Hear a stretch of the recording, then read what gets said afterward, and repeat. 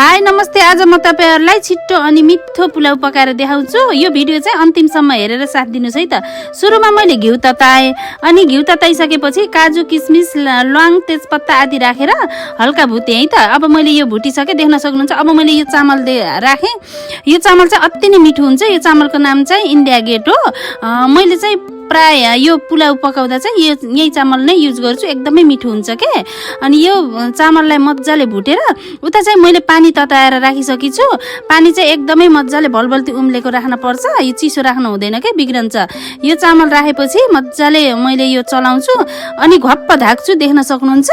अनि एकछिनपछि वाव देख्न सक्नुहुन्छ यस्तो राम्रोसँग पाकेछ है।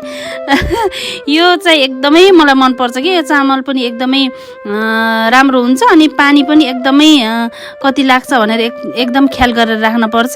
मज्जाले पाक्छ के।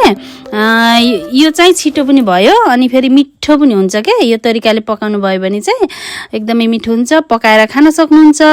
मैले पनि खाएँ। उता छोरी दिदीहरू खाँदै हुनुहुन्छ। उहाँ चाहिँ भिडियोमा नदेखिने भनेर उता खाँदै हुनुहुन्छ। मैले चाहिँ मजाले खाँदैछु। देख्न सक्नुहुन्छ। मैले चुकाउनेहरू पनि अचारहरू सब बनाएको अनि मिठो छ। तपाईहरुले पनि यसै गरेर घरमै छिट्टो छरितो बनाएर खान सक्नुहुन्छ। धेरै त्यस्तो भेजिटेबलहरू मजाले राखेको चाहिँ मेरो छोरीलाई मन पर्दैन के। अनि यही स्टार